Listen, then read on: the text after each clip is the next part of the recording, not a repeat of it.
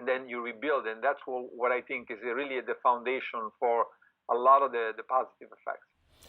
So, and I think the interesting thing that you've shown is that this is something that you don't have to do a modified fast for every day of the month. You've found that, in fact, that people can do this for 5 days a month or 7 days a month and eat normally the rest of the month and act as if they had been restricting calories every day. Is that putting it safely?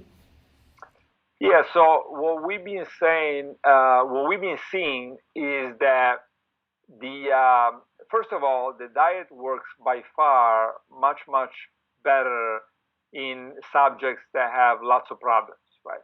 So if you have high cholesterol, high blood pressure, high triglyceride, fasting glucose, or you're pre-diabetic, that's when it works the best.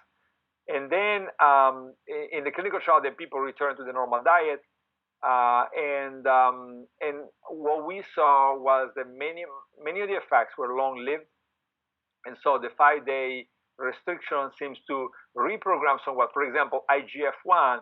If you look at 1 week later after the third cycle of the fasting mimicking diet, and then you even look at 3 months later, you still see the IGF-1 being much lower in the people that started with very high IGF-1. Now, the people that started with normal IGF-1, it comes down a little bit, and not so much long term. And so, of course, this is very good news, because whereas calorie restriction, chronic calorie restriction, drops everything gradually, including the muscle, the IGF-1, the blood pressure. So it keeps coming down. If you look at the biosphere too, when my boss, Roy Walford, was there, after a few months, their blood pressure they started with 110. They were very healthy. And then it reached 85. It was like 85 or 55, so the blood pressure keeps dropping. In our case, we don't see that. So if you have a high blood pressure, you go back to normal. If you have a low blood pressure, you stay there.